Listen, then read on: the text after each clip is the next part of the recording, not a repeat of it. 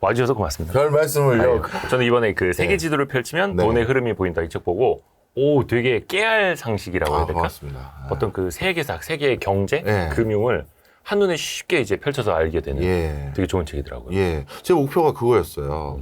제가 또 경제교과서 집필을 해봤거든요. 예. 안 하신 게 없어요. 진짜. 중학교랑 고등학교 옛날에 KDI 있을 때 그걸 집필에 참여했었는데 그때 제가 느낀 게 있었어요. 아니 경제가 이렇게 중요한데 중고등학교 학생들이 경제 공부를 안 해요.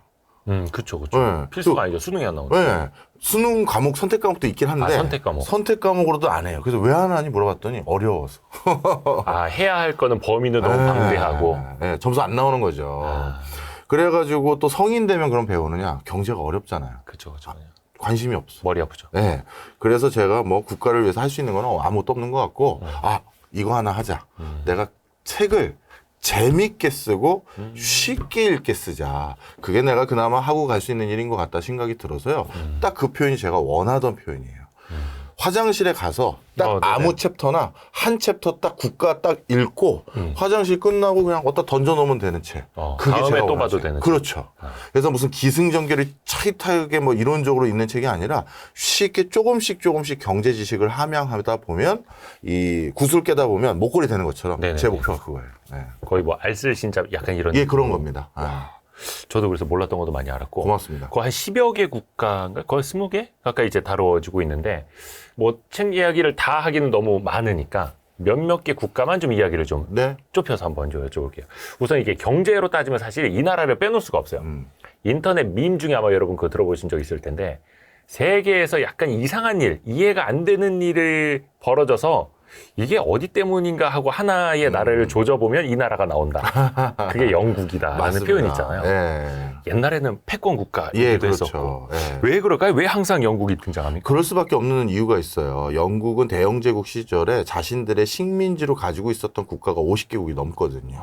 그러니까 전 세계 영토의 한 3분의 1이 본인들의 식민지다 보니까 여기저기 다른 국가들에 비해서 나쁜 짓을 더 많이 해놓은 거죠. 나쁜 짓. 예. 그러다 보니 자연스럽게 영국이 모든 그 원흉이 되는 가능성이 확률적으로 높아질 수밖에 없는 거고, 두 번째는 본인들이 식민지를 하나씩 신생 독립국으로 돌려주는데 연착륙의 길을 선택했던 게 아니라 본인들이 1차 세계대전, 2차 세계대전이 끝나고 너무나도 급속도로 빨리 힘이 빠져버렸어요.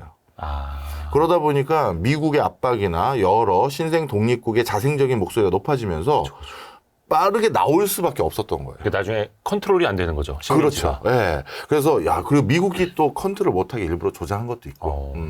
그래서 빨리 나가 했더니 그러면 체계적으로 그들끼리 교통 정리하면서 질서 있게 살 수 있도록 보고 나오는 게 아니잖아요. 그럼 어떻게 할 건데 했을 때 영토 같은 경우도 그냥 직선으로 쭉 그어버리고. 그리고 그러다 보니까 그 영토의 이쪽 편에도 그 민족이 있거나 그 종교를 가지고 있는 사람이 있고 섞여 있는 거예요. 그런 것들이 계속 일어났고요. 특히 본인들이 스터디를 해서 자연스럽게 독립국가를 만들어주자고 했던 지역들도 몇 군데가 있어요. 대표적으로 인도하고 스리랑카랑 파키스탄 지역인데 근데 이쪽 지역에 그 출장을 보냈던 대영제국 출신의 왕실 지질학자들이 지리학자들이 거기 가서 어떻게 그 국경을 그어야 얘네들이 분쟁 안 일어나고 잘 살 수 있는지 네가 국경 그을 때를 어떻게 해야 되는지 연구해서 발표해 보낸 거예요. 그게 솔직히 난 더 나쁘더라고. 무슨 소리냐면 왜요? 그걸 알고 있는 사람들이 아프리카에다가 자대고 직선을 그어? 결과는 그렇게 된 거예요? 아니, 아프리카는 자기들이 그냥 직선을 그은 거잖아요. 네네.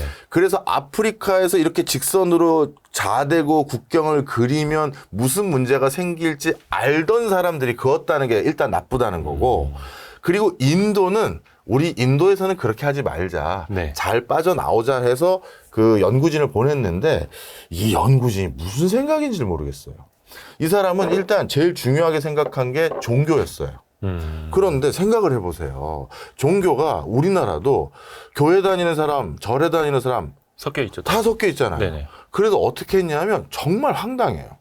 인도에서 파키스탄으로 또는 방글라데시로 넘어가잖아요. 근데 그 사람이 그은 그 국경은 방글라데시 또 파키스탄 안에 다시 인도 영토가 있어. 예? 이해가 안 가시죠? 왜? 거기 힌두교가 많거든.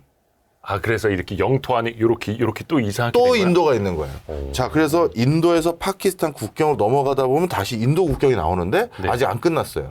그 인도 국경 안에 다시 파키스탄 국경이 또 있어. 그게 무슨 국경이에요? 그냥 지자체에도 그렇게도 안 하겠네. 제 말이요. 그래서 비단 얼마 전까지 인도인이 인도 자기 나라를 가려고 하는데 예. 비자를 받고 넘어가야 돼. 파키스탄에. 국경을 여러 번 통과해야 되는 거예요? 그러니까 도대체 얘네들이 무슨 생각이었는지 모르겠어요. 아, 지금은 어떻게 돼? 지금도 그래요. 그래요? 네. 지금도 제가 알기로 인도랑 파키스탄이 좀 사이가 안 좋지 안 않나요? 좋죠. 예. 그래서 우리가 세계 지도로 인도와 파키스탄을 쳐다보지 예. 그게 주민된 걸로 안 보잖아요. 그러네요. 그럼 작은 도서 지역 같은 게 막 깨알같이 있을 거 아닙니까? 그걸 보면 제가 방금 말씀드렸던 그런 형태로 국경이 그려져 있어요. 아, 그 원흉이 영국이다. 영국이에요, 이것도. 무슨 생각인지 모르겠어. 엑시트를 잘해야 되는 거네, 엑시트를. 근데 사실 이제 그들의 문화, 그들의 영토, 사람이 어떻게 살아갈지를 잘 생각을 해줘야 되는데 일단 뭐 빠져나온 사람 입장에서는 뭐 그게 그렇죠. 중요했겠습니까? 네. 또 영국 입장에서는. 또 이따가도 그 엑시트 얘기해야 되는데 브렉시트도 여쭤봐야겠다. 네. 아하.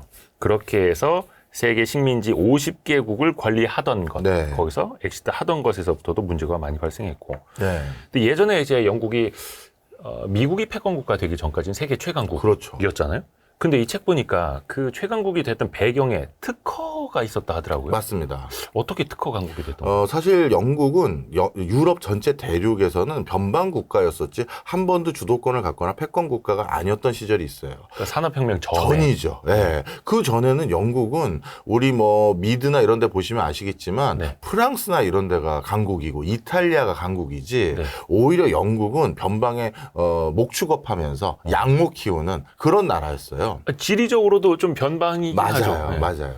그 당시 사실 중세까지만 하더라도 그러니까 산업혁명 이전까지만 하더라도 전 세계에서 가장 고부가가치 물건을 만드는 나라는 딱 하나거든요. 예. 중국.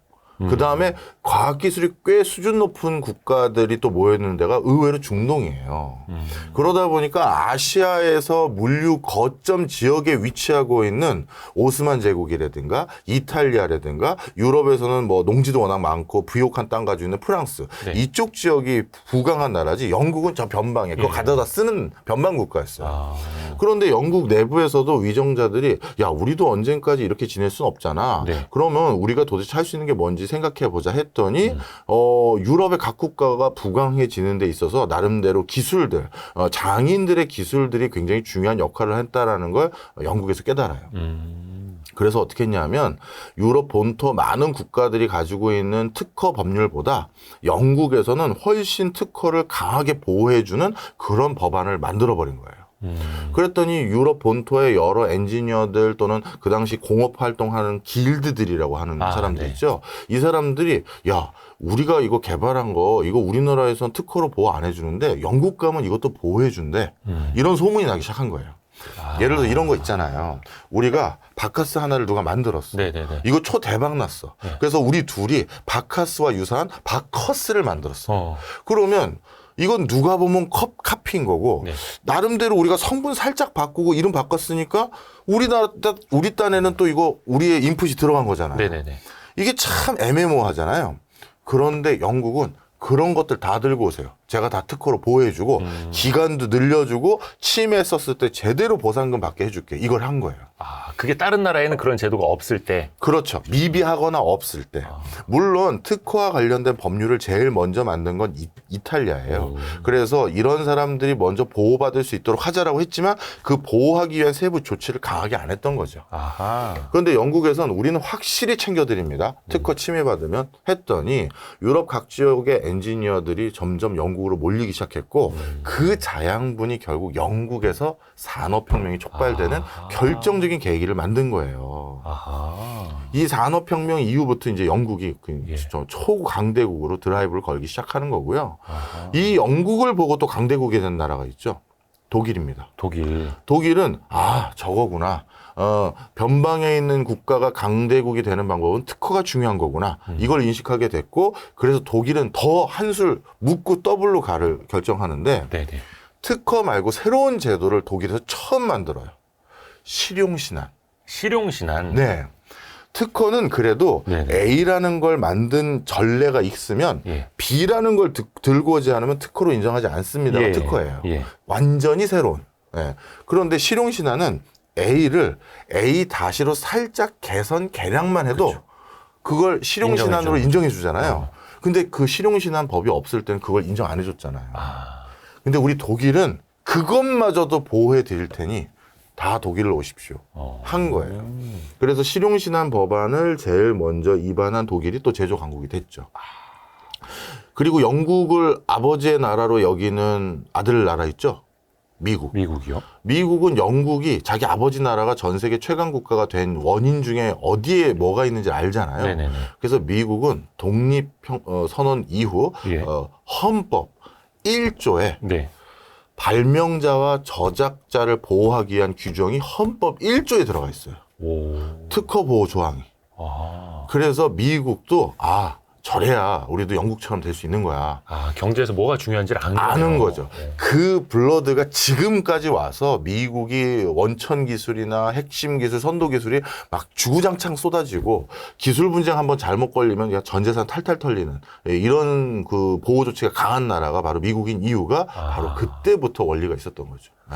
이제는 전 세계가 뭐 특허제도 없는 데가 없고 그래서 그렇죠. 다들 이제 하고는 있습니다만 그래서 이제는 조금 차별화는 안 되고 지금은 안 되고요. 네. 그게 이제 산업혁명이라든지 그 전후로 예. 주요했던 거고요. 이런 게 배경이 있었네요. 또 하나가 그 우리나라 왜 금 이야기할 때 항상 영국 이야기가 나오는데 한국은행이 갖고 있는 그 금이 대부분 영란은행, 네. 영국의 중앙은행에 보관이 돼 있다 하지 않습니까? 그게 그쪽에서 뭐 금을 대여해 주든지 뭐 수수료도 받고 이럴 수 있다라고 해서 특히 런던이 세계 금융의 중심지로 통하잖아요. 네. 어떻게 해서 그런 금융까지 발달하게 된 걸까요? 이게 가장 간단합니다. 그 본인들이 원거리를 이제 관리 감독해야 되는 대제국이 됐잖아요. 네. 그러면 이역 만리의 국가까지 배 타고 가는 거, 그리고 그 현지에서 큰 사업을 하는 거, 그리고 거기에서 뭔가 사업을 꾸리기 위한 조직을 갖추는 거, 이거는 한 개개인의 자금만으로는 할 수가 없어요. 그렇죠. 그래서 주식회사라는 걸 만들어야 되고, 그리고 그런 것들이 문제 생겼을 때 나는 그럼 다 전 재산을 알리는 거냐? 아닙니다. 보험이라는 게 있는데요. 이렇게 되고, 그리고 그렇게 거기 못 본 사람들의 내가 도대체 어떤 크레딧을 믿고 어떻게 돈을 빌려주며 이 이자가 내가 적합한 수준의 이자를 받는 건지 더 받아야 되는지 덜 받아야 되는지 그걸 어떻게 하냐. 다양한 금융적인 고민들을 할 수밖에 없는 토양이 있었기 때문에 그런 것들을 바탕으로 영국이 세계 금융의 기법들이 발달될 수밖에 없었고요. 그리고 지금까지 그게 가장 유지가 되고 있는 이유는 커먼웰스라고 부르죠. 영연방 국가들. 지금도 그 나라 정부 공식 문서 밑에 직인에 영국 여왕 직인을 찍고 있는 나라가 아직도 50개국 가까이 돼요. 국기에다가도 이거 뭐죠? 이거 이름 생각이 안 나네. 그 뭐라 그러죠 이거? 하여튼 영국 문양. 그러니까 그 영국 문양을 국기에다가도 아직도 달고 있는 나라가 있죠. 맞아요. 호주가 대표적이고. 그럼요. 예. 근데 그게 국민들 입장에서 식민지였는데 이거 떼버리자 막 이런 건 없나요? 그게 이제 여러 가지 복잡한 요소가 있는데요. 첫 번째는 너무 오랫동안 식민지 생활을 하다 보니까 영국 본토의 의존적인 경제 구조를 가져버렸어요. 그러니까 완전히 단절할 수가 없는 거예요. 자신들이 계속 사업을 영위하려면. 호주에서도 와인 어디다 팔아야 된다? 영국에 팔아야 되고 양모 어디다 보내야 된다? 영국에 보내야 되거든요. 독립은 했지만 단절을 할 수 없는 거죠. 철저하게 실리로. 그렇죠. 그리고 또 한 가지는 그동안에 어떻게 보면 이런 것도 있는 거예요. 본인들이 결국 부모님들의 나라라는 인식도 일부 섞여져 있거든요. 그러다 보니까 저는 이제 교환학생을 호주에서 했었는데 되게 특이했어요. 호주 아침 뉴스에 영국 여왕의 오늘 일거수일투족을 보도해요. 오, 그게 어떤 우리를 침략했던 나라라는 개념이 아니라 아니에요. 우리 부모님이 태어나신 나라 이런 개념인 거예요? 예, 그리고 자신들이 수출하거나 자신들과 긴밀한 경제관계에 있는 국가가 요즘 어떤 상황이야 이렇게 보는 거예요. 실리적으로. 네, 실리적으로. 그래서 영국의 대영 제국의 그 어떤 후손들이라고 할 수 있는 나라들 중에서 일부는 우리 계속 영국과 관계는 유지하고 싶어. 그래서 커먼웰스라는 영연방 국가를 만들어 놨는데 금융에 제일 좋은 점이 뭐냐면 네트워크예요. 그렇죠. 쉽게 얘기해서 우리가 좋은 은행인지 아닌지 확인하는 제일 쉬운 방법이 뭡니까? 지점이 전국에 얼마나 많으냐잖아요. 네네네네. 우리 집 앞에 지점 있느냐잖아요. 여기서 입금하거나 송금해서 저쪽에서 찾을 수 있는. 그렇죠. 네. 바로 그런 것들이 제일 좋은 점인데 영국은 아직도 영연방 국가가 두둑하게 있으니 그 금융 네트워크, 지점들이 많은 거죠. 그래서 금융 서비스를 받거나 이런 게 굉장히 수월한 거예요. 그러네요. 오히려 그런 관점에서 진짜 국제 금융의 중심지는 뉴욕이 아니라 런던이에요. 미국의 뉴욕 월스트리트는요. 네. 미국의 금융 시스템은 상당히 많은 부분이 우리의 인식과 달리 내국에 쏠려 있어요. 네. 왜? 전 세계에서 제일 좋은 회사들이 다 미국 내에 있는데 이쪽으로 집중이 되는 거죠. 쏠려 그렇죠. 들어오는 거고. 바깥을 의외로 생각보다 많이 안 봐요. 내부에서 일어나는 것만도 충분하게 생각하거든요. 그런데 진짜 뭐 저기 나이로비라든가 뭐 케냐 외진 곳이라든가 뭐 이런 데 갔는데 거기서 은행 뭔가 송금 좀 하려고 하면 모건 스탠리 JP 모건 없어요. 그런데 HSBC가 있거나 스탠다드 차타드는 있어. 야, 이게 영국의 무서움이네. 야, 역시 네트워크. 네. 영연방에서부터 비롯된 네, 네트워크. 와, 그 역시 무시할 수가 없다. 또 약간 문화적인 것도 다루셨던데 네. 예를 들어서 영국이 식민지가 많으면 또 좋은 거 많이 훔쳐가지 않습니까? 문화재가 또 그래서 영국에 많을 수밖에 없고요. 네, 맞습니다. 그건 참 놀라워요. 어떤 왕조들은 어느 나라를 어마어마하게 정복했지만 거기 나라에는 문화재를 가져가자 그 생각 안 하는 왕조들도 많아요. 네, 대표적으로 거기에 정신이니까. 그게 그건지 아니면 네. 그게 중요한 거라고 생각을 못한 건지 모르겠어요. 저 석상이 대표적으로- 돈 되겠어? 막 이렇게. 그렇죠. 네. 대표적으로 그걸 딱 영국과 구분 지을 수 있는 나라 중에 하나가 몽골이에요. 몽골. 몽골도 대제국을 가졌잖아요. 예. 근데 얘는 유목민족이다 보니까 불필요한 걸 들고 다니면 안 돼. 그러네. 또 옮기고 또 옮겨야 되는데. 그러니까 다 모바일 지향적인 생각을 가진 모바일, 사람들이 몽골인데. 그렇죠. 야, 저거 석상 띄워서 네가 나를 거야? 그러니까 말에다가 끌고 갈 수도 없고. 그리고 우리 또 걔도 다른 데 칠 때 또 네가 갖다 나를 거야? 이 생각을 한 건지도 모르겠어요. 그래서 몽골은 약탈해서 생필품만 보급할 것만 가져가지 문화재 들고 가자 이 생각을 안 해요. 그냥 우리 땅 깃발만 꽂고. 네. 아, 그게 참 특이해요. 그런데 영국은 그런 걸 그렇게 좋아하네. 배에다 싣고 갈 수 네. 있으니까. 특히 제가 보기엔 17세기까지만 하더라도 영국의 문화예술적 소양이라는 건 유럽 본토하고 상당히 열이에요. 우리 가만히 생각해 보세요. 중세 대화가의 그림, 그다음에 르네상스 시대의 대화가의 그림, 영국 화가 있어요? 별로 없어요. 네. 이탈리아, 프랑스, 그러네요. 스페인 다 이런 쪽이지. 르네상스도 없어요. 이쪽이요. 예. 음악도 독일 막 이렇지 없어요. 그러니 부러운 거야. 샘나고. 그런 것들에 대한 중요성을 아니까 한국을 오든 중국을 하든 야, 이것도 들고 가자. 세벼라. 세벼라. 챙겨. 한 거죠. 그래서 저도 영국 출장 갈 때마다 네. 대형 박물관은 네. 하루 만에 못 보거든요. 엄청 크다면서요? 네, 엄청 커요. 그리고 대충 보면 뭐 하루 만에 보지만 저도 인문학 좋아하는 사람으로서 어떤 부스 앞에 가면 진짜 처음부터 끝까지 글 읽어보는 스타일이거든요. 그러니까 출장 가면 한 블럭만 보고 오는 게 제 목표예요. 대형 박물관에서. 네. 그런데 대형 박물관에 가면 한국관도 있어요. 67호실인가? 하여튼 그런데 거기 한국관이 250점 정도의 청자, 백자, 뭐 불상, 우리 한국 유물이 거의 질비해요. 많네요. 250점이면. 네. 뭐 다 오픈 안 한 거겠죠. 수장고에도 많을 테니까. 그러니까 돌아다닐 때마다 다 들고 온 거야. 그래서 대형 박물관에 가면 재밌는 풍광이 있어요. 영국인들이 네. 대형 박물관 아니나 바깥에 그 광장 같은 데 있거든요. 네네. 줄 서는데 거기서 시위해요. 시위를 해요. 예. 도둑질한 물건을 다 그 나라에게 돌려줘야 된다. 우리 영국은 시민사회단체가. 예. 계속 시위해요. 예. 다른 나라에서 주장을 하는 게 아니라 그 영국 나라 국민들이, 시민단체에서. 영국 국민들이 우리가 잘못한 거 아니냐. 네. 왜 저 마제타 석상이나 이런 것들을 띄워가지고 거긴 빈칸 있고 여기 있고 그거 돌려서 거기에 박아놔야지 뭐 이런 거예요. 예. 그래서 영국 국민들 내부에서도 자성의 목소리는 있고요. 그래서 영국이 그거는 하나 이제 좀 뭐라고 하죠? 배려한 거예요. 뭘 배려했느냐? 영국까지 관광으로 왔는데 그 나라 유물 보겠다고 입장료까지 내진 않게 해주겠다. 한국 사람이 대형 박물관 한국관에 가서 한국 문화재를 보는데 네. 따로 돈 받으면 이거는 욕먹으니 그러니 아 그냥 네. 무료로 들어오세요? 네, 들어와 보고 가. 전체 다 무료예요? 제가 갔을 땐 전체가 무료였어요. 네, 입장료 안 받았어. 네. 아 그럼 이제 양아치 되니까. 그럼 진짜 양아치죠. 이건 진짜 양아치지. 그리고 영국까지 왔으면 돈 많이 썼을 거 아니에요. 아, 그쵸. 예, 그걸로 이제 됐다 이거죠. 단가 온 것만 해도 수익이니까. 그래서 그것까지는 안 하기로 했던 게 그 당시 여러 영국 국민들의 어떤 원성도 있고 해서 그렇게 한 거죠. 근데 절대 안 돌려줘요. 그러니까 이게 어떻게 보면 반환인데 네. 그게 우리 입장에서는 되게 당연한 걸로 당연한 보이는데 건데.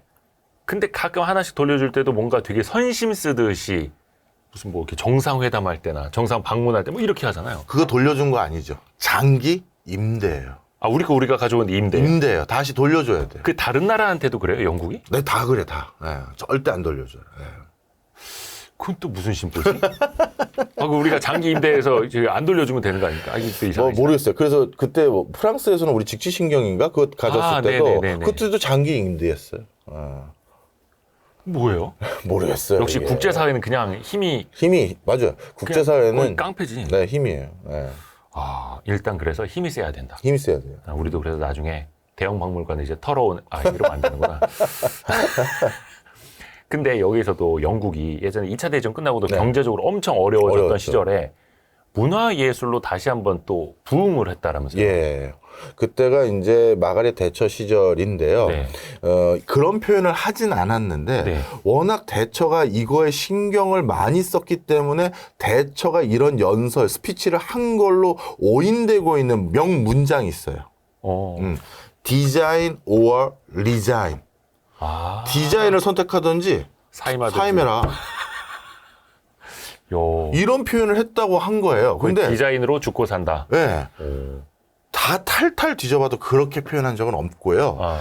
영국 대처 수상의 스피치 중에서 영국이 제조업이 드디어 경쟁력을 완전히 유실하고 청년 실업률은 계속 늘고 그러다 보니까 더 이상 영국 경제가 앞날이 안 보인다라는 그 어떤 상황에 도래했더니 예. 그러면 기술력에서는 이제 열의가 된 것 같으니 빨리 이걸 원상복귀하기 위해서는 다시 원천 기술 확보하고 뭐 R&D 하려면 그 성과 나오려면 몇 년 걸리잖아요. 그래서 영국의 우수한 문화예술적 소양을 바탕으로 해서 디자인을 통해서 패키징을 통해서 소비도 다시 살리고 수출도 다시 살리고 영국의 브랜드가 다시 되살아나도록 해보자. 그런 연설을 한 걸 어떤 언론사가 요약한 거야. 디자인과 리자인이라고. 예.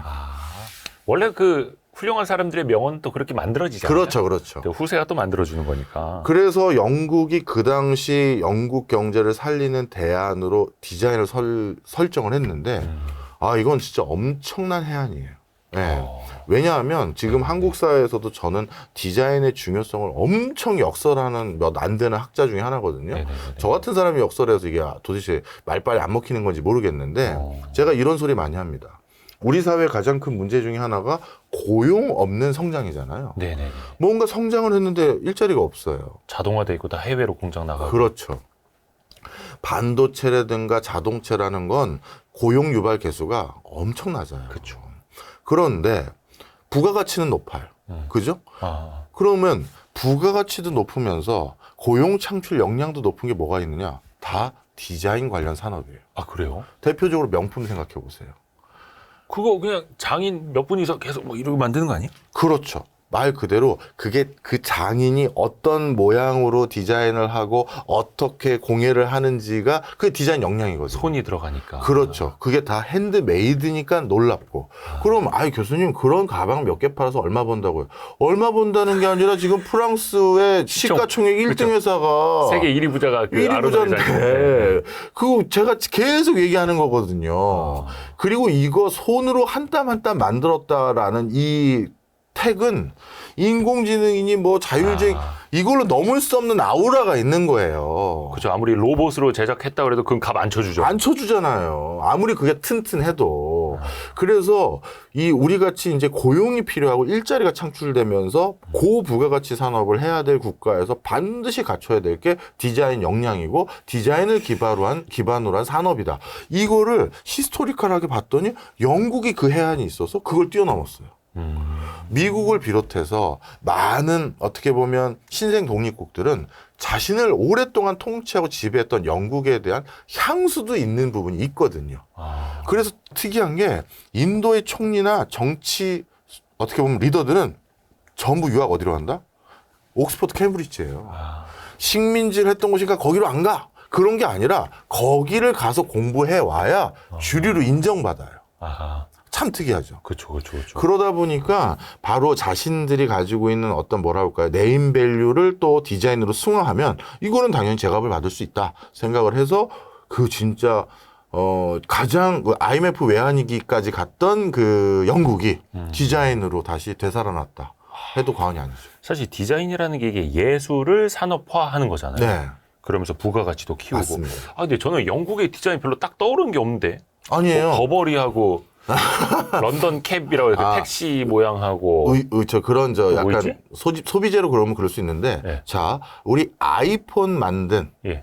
그 디자이너가 조나단 아이브. 아이브. 네. 아이브 좋아하는데. 네, 조나단 아이브인데 네. 영국인이에요. 아, 그래요? 영국 디자이너예요. 그런데 실리콘밸리에서 애플사에서 야, 우리 아이폰 디자인하는데 네가 좀 도와줘. 그 친구를 어디서부터 발탁했냐면 아이팟부터.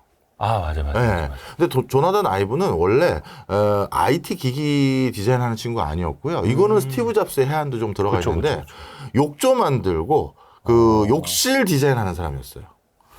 자세히 보시면 느낌 그렇죠. 욕조 이거 비슷하게 생겼네. 비슷하죠. 라운딩 값도 그렇고. 이런 거요. 하여튼 그래서 욕조 디자인하는 사람에게 이거는 사람이 쓰는 물건이니까 앉거나 뭐 세면대나 하니까 그리고 그 라운딩 값과 그리고 그걸 생활 친숙적으로 만들어 본 경험과 또 무엇보다 중요한 게 심플한 거. 심플. 네가 해봐. 그러면 다른 전자제품이 나올 것 같아. 그렇게 해서 영국 디자이너들을 또 데려온 거예요. 그렇구나. 사실 애플에서 스티브 잡스랑 의견 충돌 별로 없고 말 잘 통하는 대표적인 사람이 조나단 아이브라면서요. 네. 야, 대단하네. 그러니까 디자이너. 그러니까 저는 그거 되게 궁금했거든요. 왜 화장실에 있는 그 도기들은 다 흰색일까? 그걸 물어봤더니 진짜 아무 이유가 없대요.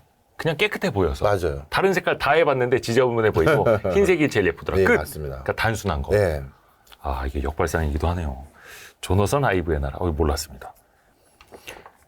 또 하나 좀 아까 제가 여쭤보겠다고 했던 거 브렉시트인데 네. 사실 이게 식민지에서 엑시트를 한 거랑 네. 유럽연합에서 엑시트를 한 건 조금 더 이제 차원이 다릅니다. 다르죠. 이건 이제 경제 공동체에서 빠져나오는 거다 네. 보니까 그것도 되게 오래됐죠. 막 네. 한 3, 4년 갔죠. 그 과정만 하더라도 그럼요. 막 국민투표 몇 번 하고 브렉시트 전후로 논란도 굉장히 많았는데 결과적으로는 네. 어때요? 그 이후에 영국 경제는 아주 어려워졌죠. 아주 어려졌죠. 네, 아주 어려워졌어요. 사실 이런 것들을 이제 조약을 하나 파기하거나 들어갈 때는 이쑤시개부터 저기 크레인까지 네. 모든 항목들에 대해서 이해득실 다 따져봐요. 하다못해 우리나라도 통상본부에서 예. 어느 나라랑 FTA 체결한다 그러면 야, 관세 없애주고 보조금 없어지면 그 나라에서 어떤 물건은 얼마에 들어오고 우리는 얼마에 나가는지 다 따져봐야 돼요. 그걸 안 따져보면 어떻게 되느냐? 뭐뭐 협회가 이제 국회 앞에서 피켓팅 들고 일어나죠. 네. 그러니까 뭐 하나 열어주고 뭐 하나 내줘야 되는데 네. 이 내주는 산업 입장에서는 열받죠. 그런데 그거를 예측했으면 뭐 몇 년간의 유예를 둔다든지 이런 걸로 대응할 수 있도록 해드리는데 네네, 그렇죠. 그걸 깜빡이고 누락한 적이 너무나도 많아요. 영국이요? 우리나라뿐만 아니라 전 세계가. 우리나라도 몇 개 난리 난 게 있어요. 그런데 영국도 이제 그런 게 많거든요. 그러다 보니까 나름대로 이유와 그런 것들을 찬찬히 따졌다고 했는데도 결국 놓친 게 많고 우회로 들어오는 이런 경로가 있을 줄 몰랐던 게 많고 그러다 보니까 여러 가지 어려움이 많아졌고요. 특히 영국 경제에서 그동안 이렇게 외국계 기업들이 크게 기여했는지 몰랐던 파트가 확연히 드러났어요. 뭐냐면 유럽에 장사하겠다는 나라들 중에서는 상당 부분이 유럽 헤드쿼터 본부를 어디에 뒀냐 하면 영국에 뒀던 거예요. 왜? 영어권이니까.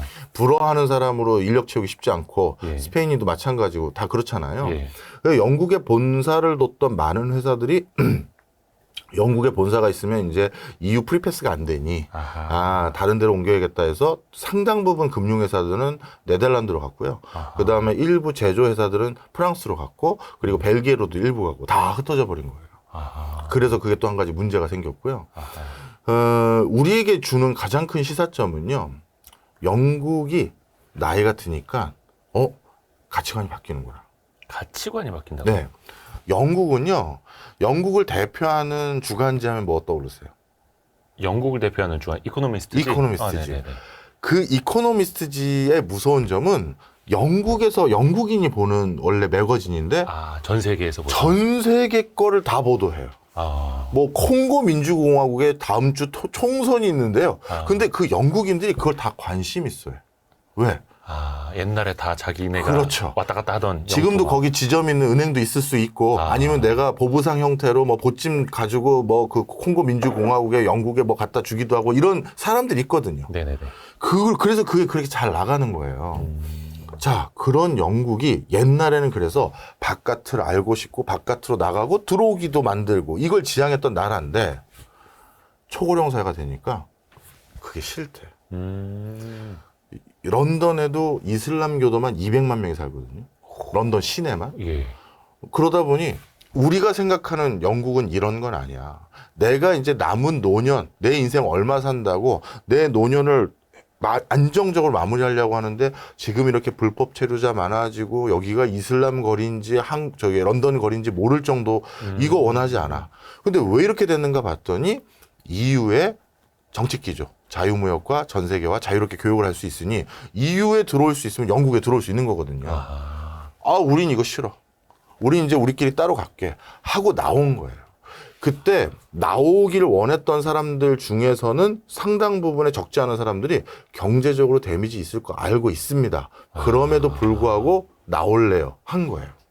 오, 그래요. 경제 조금 후퇴해도 괜찮아. 그냥 우리끼리 살래. 피곤해. 맞아요. 우리끼리 살래. 이렇게 된 거예요? 네. 이게 참 특이해요. 고령 사회가 되면 더 많이, 더 크게 이런 욕구가 없어요. 그냥 내 생활만 하면 돼. 내가 뭔가 신제품 나왔다고 호기심 어린 소비 그런 거 나 없고 옛날 피처폰 나 아직도 써. 그리고 아버님 도배 좀 다시 해요. 누래요. 나 이거 옛날에 썼던 거라서 좋아. 안 바꾸잖아요 어르신들. 그쵸. 그 기질이 사회 제도에 투영이 돼버려요. 그래서 요즘 일본에서도 독특한 일이 생겼는데 예. 일본 통계를 자세히 보시면 1인당 인건비가 어떻게 됐냐 하면 이거 올라가지 않아요? 네, 올라갔어요. 네. 그런데 시간당 인건비는 또 달라요. 우리 역시 많이 벌 필요 없어요. 그냥 이렇게. 그렇죠. 쉽게 얘기해서 풀타임 하려는 사람이 없는 거예요. 그냥 나 체력 되는 만큼만 할래 네, 이렇게 되는 거예요? 나이 드신 분이 이번 달 내 용돈벌이만 되면 되는 거죠. 어차피 연금 들어놓은 거, 국민연금 나오는 걸로 내가 기본적인 건 되고 그냥 내 교통비하고 그냥 주전부리하고 어쩌다 탁배기 한 사발 사 먹을 돈인 70만 원, 80만 원, 뭐 100만 원, 그게 어느 돈이든 간에 그거 보려면 나 오후 1시부터 6시까지 일하거나 오전 9시부터 12시까지만 일하지 무슨 9to6를 다 그렇게 큰 돈도 필요 없어. 나 그런 일자리만 안 해요. 이런 거예요. 되게 독특하게 바뀌어요. 국가가. 나이가 들고 고령화가 되면. 네. 근데 영국이 그렇게 해서 선택한 게 브렉시트라는 게 영국인들, 영국 공무원하고 뭐 출장 가면 얘기 나눴을 거고 학자들하고도 얘기 나눴을 거 아니겠습니까? 본인들이 다 알아요. 우리 예측 그걸 어떻게 EU랑 그동안 우리가 얼마나 큰 살림을 했는데 그러니까. 어떻게 될지 모르는데 그래도 우린 이제 우리끼리 따로 가고 싶어. 이거예요. 야, 신기하다. 왜냐면 이것도 브렉시트도 그 국민 선거 투표 통해서 결정을 한 거니까 정치인 한두 명이 결정한 게 아니라 국민들이 결정을 한 거니까. 야, 신기하네요. 근데 그게 영국의 현재 모습이고 일본의 현재 모습이고 대한민국의 미래이기도 전 그렇게 봐요. 한 거예요? 예, 심지어 영국에선 이번에 또 선거를 한번 더 해보자라는 욕구가 뭐냐면 스코틀랜드가 분리 독립하겠다는 거예요. 그게 옛날 같으면 말도 안 돼 막 이럴 텐데. 그렇죠. 한번 투표했었잖아요. 국민투표. 스코틀랜드 독립할지 말지. 그때 부결됐잖아요. 네네네. 그런데 스코틀랜드 또 주민들도 나이가 들다 보니까 우리 스카치들끼리 따로 살자. 우리 옛날에 이러지 않았잖아. 그 기질마저 높아지고 거긴 더 보수적이고 더 목가적일 정도의 공간들이 많거든요. 그러니까 우리 동네 자꾸 외국 이민자들 오고 그런 게 더 싫은 거야. 아니 그러면 스코틀랜드 경제는 더 안 좋아질 텐데요? 안다라니까요. 계속 얘기 드리지만. 그 아는데 알았다고 그냥 우리끼리 산다고 네. 그렇게. 그리고 물론 스코틀랜드 독립을 희망하는 젊은 세대들 중에서는 네네네. 스코틀랜드가 독립하지 않기를 희망했을 때는 네. 영국이 EU 체제 안에 있었기 때문에 본인들이 EU에 바로 다이렉트로 수출입하기가 편했을 거라고 생각해서 거기 있자고 한 건데 네. 영국이 브렉시트를 하니까 본인들이 떨어져 나왔잖아요. 그러네요. 그러니 영국과 우리 달리 다시 독립해서 우리는 EU에 들어가자. 그런 목적으로도 독립을 희망하는 젊은 층들도 있긴 해요. 그 좀 의견은 좀 이건 다르긴 하네요. 다르죠. 세부적으로는. 네. 하지만 독립을 똑같이 원하는 거죠. 그래서 그런 기질이 생기다 보니까 스코틀랜드 독립에 대해서 조만간 다시 투표하자 이 얘기가 좀 계속 나오고 있어요. 그러면 또 영국은 피곤해 그래 내보내줘 뭐 이럴 수도 있는 거예요. 그럴지도 몰라요. 야, 이게 나이가 들어가고 인식이 변한다라는 게 국가적으로도 엄청나게 그럼요. 영향을 미치는 네. 거네요. 야, 우리나라도 이제 그렇게 될 수밖에 없는 거고 지금은 다이내믹 코리아 뭐 역동성, 빠른 경제 성장 이랬는데 앞으로는 완전히 달라질 수도 네. 있는 거고 야, 시사점이 큽니다. 또 하나 그 이스라엘에 대해서도 좀 네. 여쭤보고 싶은데 최근에 또 이스라엘은 국제 뉴스에서 항상 빠지지 않는 나라고 네. 원체 주변국들하고 충돌도 많았었는데 이번엔 그 하마스하고의 전쟁이 너무나 크게 벌어지고 있고 근데 전통적으로 주변국하고 자주 싸웠잖아요. 네. 근데 이게 이스라엘이 대표적으로 창업을 많이 하는 국가, 네. 스타트업이 많은 나라잖아요. 네. 이거랑 전쟁이랑 맥이 닿는다면서요. 네, 맥주 답니다. 이스라엘은 우리가 대표적으로 군인의 나라 그러면 미국 꼽잖아요. 군인의 나라. 네. 네. 미국이 진짜 군인의 나라라고 해도 과언이 아니거든요. 그런데 또 다른 군인의 나라를 꼽으라면 이스라엘이에요. 이스라엘은 원래 거기 한 2000년 이상 살던 애들한테 가가지고 저 죄송한데 여기 2000년 전에 제 땅이었는데 팔레스타인 사람들에게 네. 네. 그렇게 해서 들어가 앉은 거잖아요. 예. 원래 영국이랑 네. 국제사회에서 이스라엘에게 너 우리 전쟁도 도와주고 군자금도 많이 대주고 했으니까 독립국가 하나 지정해 줄게 했었을 때 네. 그때 그 지정해 주려는 그 나라는 우간다의 일부 땅을 주려고 했어요. 이스라엘 국민들에게 유대인들에게 예. 저쪽 지역에 가서 살아. 우간다 일부 땅을 줄 테니까 싫다고 했어요. 예루살렘이 있는 그렇죠. 글로 가겠습니다. 거기 좀 복잡한데 거기 그 팔레스타인 애들이라는 친구가 있는데 거기에 또 이슬람의 종교의 성지기도 해서 쉽지 않은데 해서 알았어. 약속은 한 거니까 해서 이스라엘로 영토를 잡아줬는데 네. 생각해 보세요. 2000년 전에 내 땅이라고 찾아와가지고 땅 주인이다라고 얘기하면 쉽지 않잖아요. 싸우죠. 그럼요. 거기에 대해서 계속해서 클레임이 들어오고 있는 거예요. 그리고 많은 분들이 오해하시는데 팔레스타인은 국가가 아니에요. 민족. 민족도 아니에요. 민족이 아니? 네. 지명이에요. 지명이에요. 충청도, 경상도, 뭐 전라도 같은 지명이고 전라도나 충청도에 사는 한국인이잖아요. 네. 그래서 팔레스타인인들은 아랍인이에요. 아랍어를 쓰는 네. 이슬람 율법을 지키는 네. 그런데 팔레스타인이라는 동네에 사는 거예요. 네. 그런데 이 팔레스타인 동네에 사는 아랍인을 탄압한다? 그럼 만약에 얘네를 잘 지원했다. 누가? 이란이나 그 위에 요르단이나 네네. 그러면 걔네들은 독립국가가 아니라 우리 영토가 되는 거잖아요. 그잖아요. 네. 쉽게 얘기해서 충청도 사람이 갑자기 일본이 계속 지배하고 있어요. 네네. 그럼 충청도 독립을 막 도와주면 충청국이 생기는 게 아니라 우리로 들어오는 거잖아요. 일본의 충청도가 되는 그런 개념이죠. 일본의 충청도로 식민지를 당하고 있는데 한국인이잖아요. 그럼 우리 나머지 한국 땅에서 지원을 해주면 그래서 일본인을 쫓아내면 그 사람들은 독립을 하겠어요? 아니면 우리 옛날처럼 다시 합치자 이렇게 하겠어요? 복잡해지네요. 합쳐지는 거거든요. 통상적으로. 예. 그래서 인근의 팔레스타인 문제에 대해서 이란, 사우디, 아랍에미리트, 요르단 등등이 이집트까지 다 끼어드는 거예요. 다 끼어드는 게 저거 이스라엘만 잘 내보내면 저 우리 이집트 영토, 요르단 영토, 뭐 사우디, 뭐 이란 이런 셈법이 복잡한 거예요. 그래서 예루살렘을 둘러싸고 저게 우리 땅이 될 수도 있는데 호시탐탐. 네. 그러다 보니 국가 안위가 걱정되는 이스라엘은 국가의 안위와 관련된 국방, 그다음에 군 복무 이걸 중심에 놓고 나머지를 모두 세팅을 하는데 그러면 국방 체계를 중심에 놓고 세팅하면 경제는 어떻게 꾸려나가요? 바로 그래서 이스라엘의 모든 원천 기술과 관련된 거는 국가에서 연구를 해요. 이스라엘이 IT 강국이 되고 특히 이스라엘이 세계 최고 수준인 게 암호, 우리 안랩 같은 네네. 보안. 보안. 네. 보안과 이런 부분이 세계 최강인데 이유가 서로 정보전 하잖아요. 예. 중동의 많은 국가들은 이스라엘 모사드가 요즘 이러려고 하는데 하고 반대로 이스라엘은 야 이란이 요즘 저기 하마스 많이 지원하는데 뭐 이런 걸 알아야 대응하고 네. 야 언제 우리한테 침투하려고 쟤네 지금 뭐 전화로 막 통화하네 이걸 알아야 되잖아요.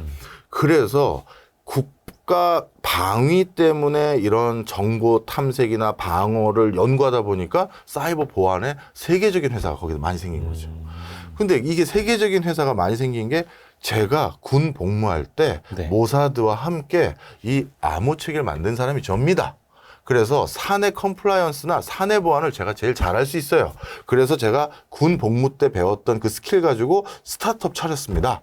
라고 해서 걔가 해놓은 설계나 알고리즘이나 체계를 봤더니 구글도 MS도 뭐 예를 들어서 페이스북도 이거 끝내주네요. 우리랑 제휴합시다. 아니면 우리가 당신 스타트업 살게. 이렇게 돼버리는 거죠. 네. 그 다음에 제조도 마찬가지예요. 최첨단 제조는 원래 다 선도 기술이 그러니까 탑재되는 건 국방에 탑재되거든요. 예. 엄청난 마력을 가지고 있는 장갑차나 아니면 중후장대 사업을 만들었기 때문에 디젤 기관이 그렇게 되는 거예요. 예. 그리고 뭐 미사일도 멀리 쏘고 높이 쏘고 뭐 이런 걸 했기 때문에 그게 나중에 차용되는 거거든요. 네. 이걸 더 쉽게 말씀드리면 전 세계 자동차계나 잘 만드는 국가들 공통점이 있어요. 독일, 네. 일본, 이탈리아 뭐 이런 나라들 다 뭐다? 전범 국가예요. 옛날에 군사 장비 만들던 그 기술이 고도화되다 보니까 그걸 소비재인 자동차에 투영한 거예요. 그러네요.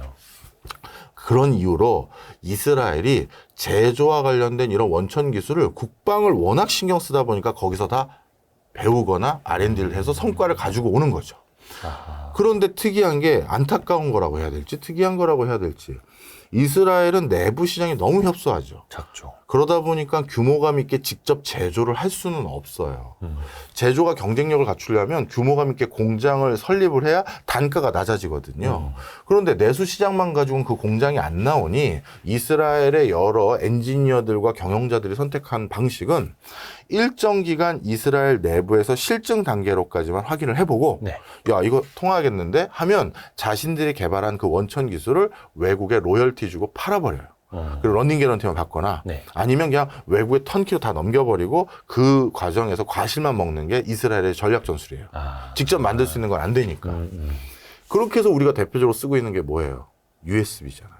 USB가 이스라엘에서 만든 거예요. 단순하게 저장하고 단순하게 옮기고 할 수 있는 방법이 뭘까 고민하다가 USB를 생각해냈고 야 그럼 우리끼리 USB 쓰다가 이게 전 세계 표준 되겠니?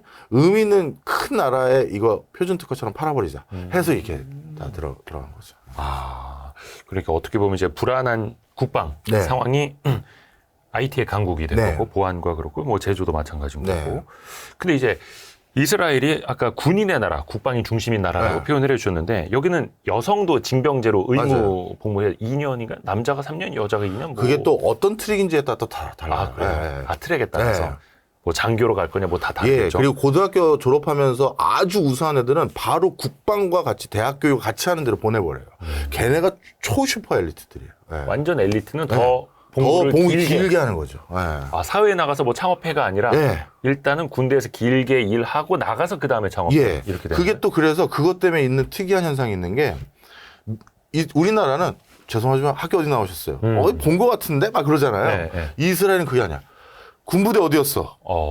이게 그 커리어 패스의 시작이야. 그리고 바로 이제 충성 선배 그러면서 김병장님 충성. 저 정보부에 있었어. 정보부야 나도 정보부인데 하면서 그럼 IT 업계끼리 가서 노는 거고. 뭐 이렇게 돼. 진짜로요. 예. 그래서 거기는 군 복무를 뭐로 했느냐가 자기 인생의 제일 중요한 커리어 패스 중에 하나예요. 그러니까 어느 학교 나왔니보다 예. 어느 군대 나왔니? 병과 뭐야? 병과 뭐니? 포병이야? 뭐 정보야? 예. 뭐야? 예. 예. 그럼 이제 운전병이요. 아, 씨. 근데 군대 문화도 일방적으로 이제 우리나라는 네. 일반적으로 네. 일방이 명령을 하는 체계잖아요. 상명, 하복. 네. 네. 위에서 말한 대로 밑에는 이제 따라야 되고 그게 네. 곧 목숨이고. 네. 근데 이스라엘은 군대 문화가 상명, 하복이 아니라고요? 이게 좀 독특해요. 아, 그 질문 그 얘기하면 하니까 생각났네. 아까 여성 대답을 안 했다. 네. 이스라엘은 커리어 패스의 제일 중요한 경로이자 국가의 가장 중요한 헤드가 되는 경로가 군인인데 예. 여성을 배제하면 되겠어요? 안 되죠. 그러니까 여성도 나도 사회 군대 진출. 갈래. 그 목소리 같이 나오는 거지. 여성들도 나도 군대 가야죠. 나도 좋은 회사 취직해야 되고 나도 스타트업 CEO 해야 될 거고 나도 R&D 작업에 참여해야 될 텐데 그러니까 여성들이 군대 들어가는 게 단순히 애국 의식 그다음에 국가에 대한 의무 사항이기 때문인가 아니라 본인에게도 포지티브한 효과가 있거든요. 그러니까 병력도 필요하지만 예. 병력이 필요해서 여성도 필요하지만 네. 여성 스스로도 네. 우리도 군대를 갔다 와야 남자한테 밀리지 않고 사회생활을 잘할 수 있어. 그렇죠. 이게 되는 내뚝도 거예요? 생기고 뭔가 거기서 배우고도 오고. 자, 그러면 우리나라도 조만간 이렇게 학력 인구가 줄어들면 병력 모자르잖아요. 그렇죠. 그런데 병력 모자르니까 여성들 다 군대 가세요 하면 여성분들이 다 찬성할까요? 아니잖아요. 난리 나죠. 네. 네. 그런데 이스라엘은 왜 그러냐? 군대를 갔을 때 포지티브하게 얻을 수 있는 게 있으니까 거기 찬성하는 거예요. 이게 보이지 않는 이면에 있는 거예요. 근데 이 얘기를 안 하고 우리나라에서 가끔 그 소리 하잖아요. 이스라엘도 다 여성들이 군대 가는데 뭐 이렇게만 얘기하면 이게 뭔가 안 맞는 거지. 예. 근데 이스라엘에서는 거의 군대 안 갔다 오면은 사회생활 자체가 어렵겠네요. 그렇죠. 일정 부분 이상을 못 가는 거죠. 자, 그리고 그다음 그래서 그 관련 질문이 뭐였었죠? 그 저기 상명하복. 상명하복. 자, 그러다 보니까 여기는 어떤 경우가 있냐면 이게 작은 회사 같은 부서들이 있어요. 군대가요? 군대 안에서. 저기 그 중동에서 우리 쪽으로 넘어오는 이 해킹들을 어떻게 막을 거냐 했을 때 네. 무조건 대대장이 이렇게 막아. 그럴 수가 없잖아요. 그러니 머리 진짜 잘 도는 이제 막 어떻게 보면 뭐라고 해야 돼? 뭐 신선한 브레인들. 신선한 브레인들. 네. 뭐 이제 소위로 이제 딱 네네. 복무한 애가 계획이 더 오를 가능성이 있지 않겠어요? 막 학교에서 뭐 연구하다 오면. 아니면 이제 막 뭔가 새로운 세계를 알고 있는 코인이나 이런 걸로 얘네들이 테러 자금을 이렇게 줄 수도 있고 이것까지 아는 애들이 있을 거 아니에요? 네네네. 그러니 여기는 디스커션이 장난이 아니에요. 토론이. 그렇다고 오해하시면 또 안 되는 게 군대 문화는 수평적일 수가 없어요. 그렇죠. 그렇잖아요. 전쟁이 나면 뭐. 그렇죠. 분명 결정하는 위계 체계는 있는데 네. 우리나라는 위에서 얘기하면 네 알겠습니다 말고 다른 얘기를 하면 안 되잖아요. 그렇죠. 근데 거기에선 잠시만요. 왜요?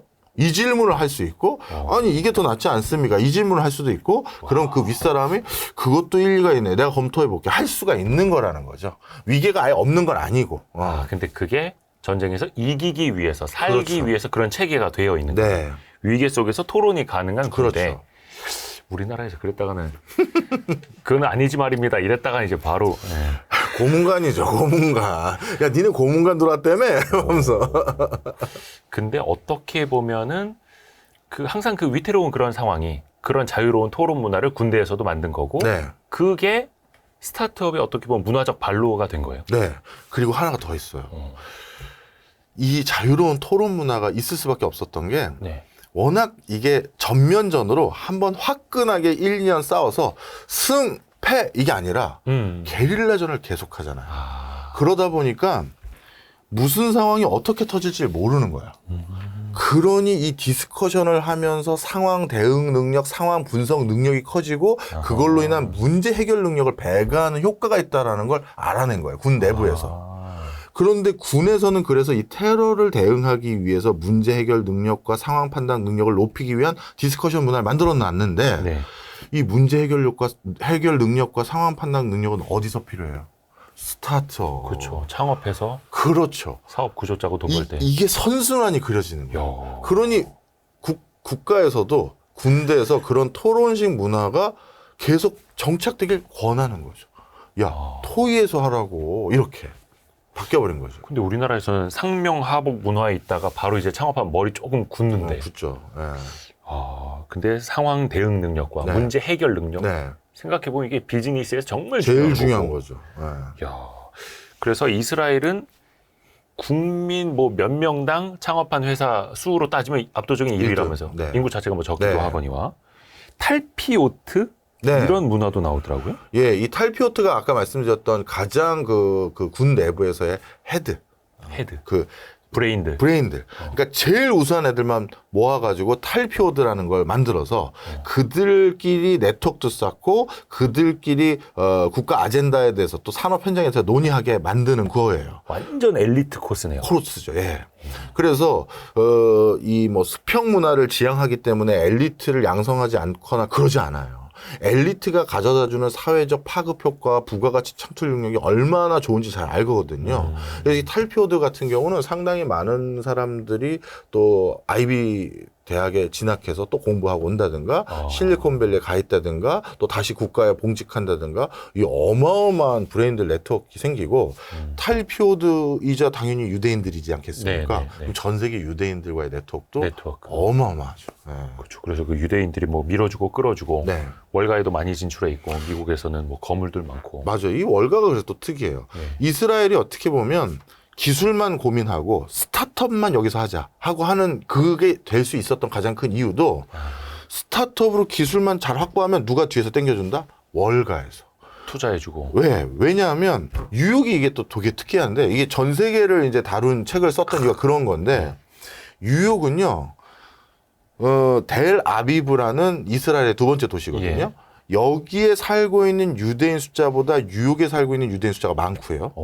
그 다음에 아일랜드의 더블린에 살고 있는 아이리시들보다 뉴욕에 살고 있는 아이리시가 더 많아요.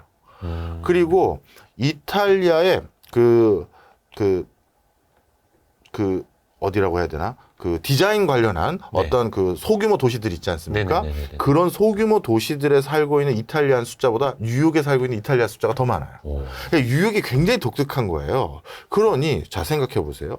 뉴욕의 월가에 살고 있는 그 많은 수많은 유대인들은 네.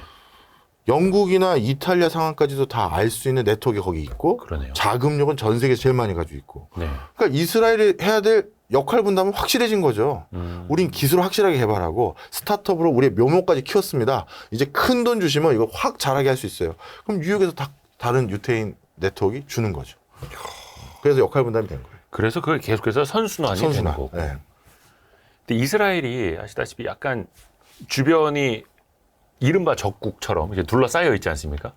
근데 그 상황 안에서 중무장대 산업 같은 제조업이 또 많이 중흥하기는 좀 어렵겠죠. 네.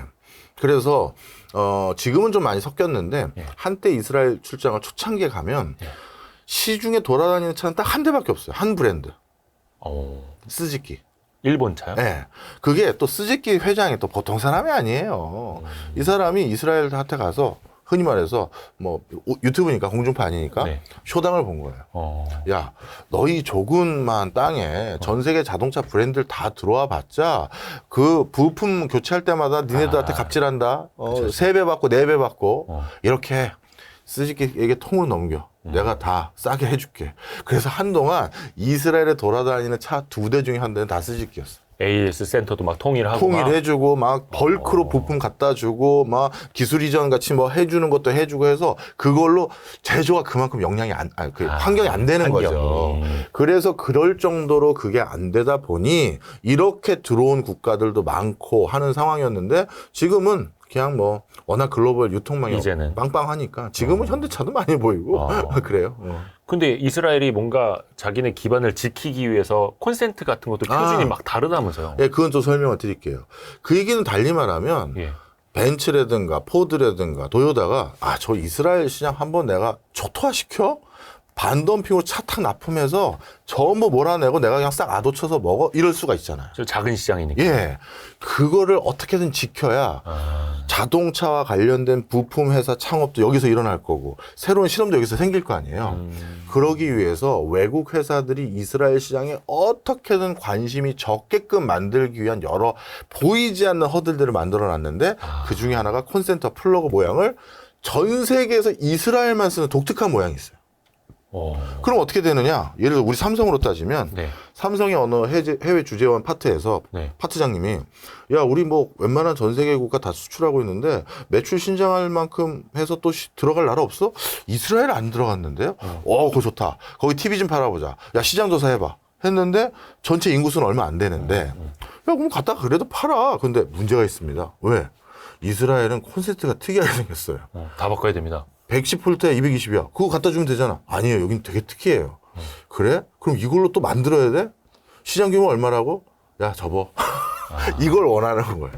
아, 시장 규모가 협소하니까 그런 노고까지 해서 들어가기에는 약간 애매하잖아요. 일부러 애매하게 만들어 놓은 거예요. 그렇죠.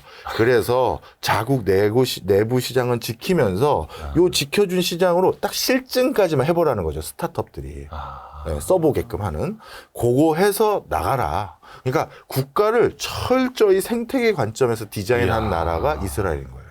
그러네요. 그 이스라엘 내수를 어떻게 보면 이제 테스트 베드로 활용하도록 그렇죠. 하고 이걸 기반으로 해서 세계로 나가라. 그렇죠. 그러니까 본인들의 당면 과제들을 해결하면서 자연스럽게 파생될 수 있는 것까지 다 디자인한 거죠. 우린 군대가 중요해. 그럼 군대에서 경제와 결부시켜야 되고 군 생활에서 경제와 관련된 노하우와 경험을 쌓게 해야 되고 그렇게 해서 경제활동은 어디까지 하면 월가나 이런 데서는 어디까지를 하게 되고 그러면 이 나라에선 테스트베드, 실증이라고 하는 그걸 해야 되니 이게 다 디자인이 된 거예요. 이야, 신기하네요. 근데 이게 지금 하마스하고의 전쟁이 꽤 오래 가네요. 네. 이게 하여튼 빨리 좀 끝나긴 끝나야 될 텐데 이스라엘 경제 자체는 어떻게 좀 영향이 없을까요? 영향이 있을 건데요. 이거는 경제에 대해서 주안점을 둔 포석이라기보다는 오히려 자신들의 또 국방, 안보에 대한 걱정을 많이 하는 거예요. 미국의 정책 기조가 오바마 때부터 바뀌었어요. 네네네. 외국에 이제 더 이상 우리가 크게 신경 쓰지 말자. 미국의 정책 기조가. 네. 특히 가장 외국에 신경 썼던 곳들 중에 하나가 중동 지역인데 왜냐하면 석유 패권을 미국 계속 가져가야 되니까. 그렇죠. 그런데 셰일 혁명도 그렇고 신재생 에너지에 대한 테마도 그러니 저 나라들 우리가 그렇게 계속 신경 쓸 이유가 별로 없네. 그래서 중동 지역에서 발을 빼려고 했는데 네. 어떤 큰 형님이 와서 야 니들 싸우지 마. 여기 넌 이 테이블 넘어가지 말고 넌 여기까지만 써. 이렇게 교통정리 해줬으면 그 정리한 내용이 원하지 않는 내용이더라도 우리가 따르잖아요. 형이 쳐다보고 있으니까. 네. 근데 형이 발을 빼겠대. 그러니 밑에서 그냥 난리가 나겠죠. 네. 그래서 오바마 행정부 때 큰 그림을 그려줬어요. 아브라함 협정이라는 걸 체결하자. 이 아브라함이라고 이름을 정한 이유가 아브라함은 세계 3대 종교의 공동의 조상이잖아요. 네. 유대, 이슬람, 그다음에 기독교. 그래서 아브라함 협정 이름 딱 나오죠. 니들 다 원래 한 식구였잖아. 나 이제 갈 건데 야 싸우지 마. 사이좋게 지내. 그래서 이스라엘 너 일로 오고 그다음에 저기 시아파, 수니파, 종주국인 이란, 사우디 다 와. 이거 합의해야 돼 이제. 나 여기 없어. 니들끼리 이걸 가지고 이제 잘 지내야 된다 하고 빼려고 했더니 제일 걱정이 이제 이스라엘. 여기 유대는 나밖에 없고 쟤는 다 아랍이에요. 왜 이래? 이러고 있는 거죠. 네. 그래서 유대인들은 이 아브라함 협정이라는 걸 원하지 않았어. 그런데 대통령이 바뀌었잖아요. 트럼프로. 네. 트럼프는 이 아브라함 협정의 체제는 인정해요. 본인도 미국이 이제 여기서 발 빼는 건 동의하는데 네. 그 세부 방식, 전술이 달라요. 오바마한테 이렇게 얘기하는 거죠. 야, 너 이렇게 이상주의자냐? 다 잘 지낸다는 게 말이 될 것 같아? 그거 말도 안 되는 소리 하지 마. 너 현실을 모르니 현실의 평화가 지키려면 적을 하나 만들어줘야 돼.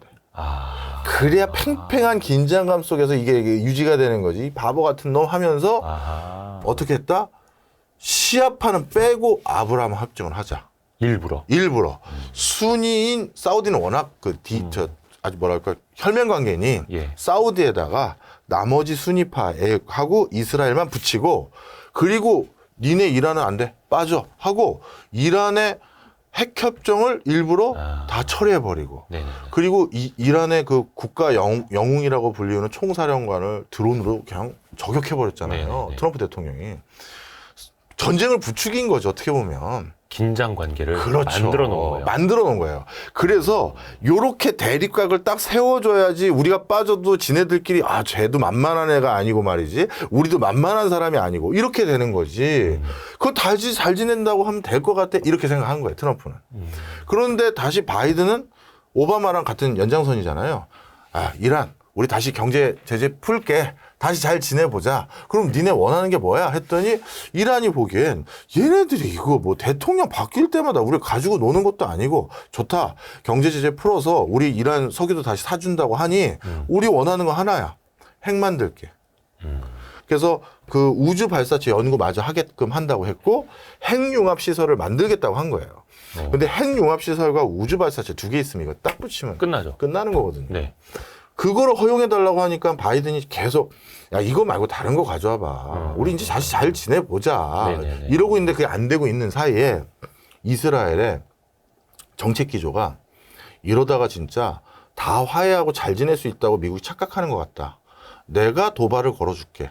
트럼프처럼. 그래서 어떻게 했냐면 이스라엘 이건 이란의 주장이에요. 뭐 제가 이거는 이란의 시각. 이란의 시각. 예.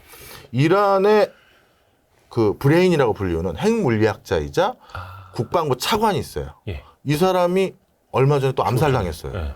그걸 이란 총리가 뭐라고 했냐면 이스라엘 소행인 걸 우리는 알고 있다. 모사드가 한 걸 알고 있다. 우린 반드시 보복하겠다. 한 거예요. 갈등이 고조되고 있는 거죠.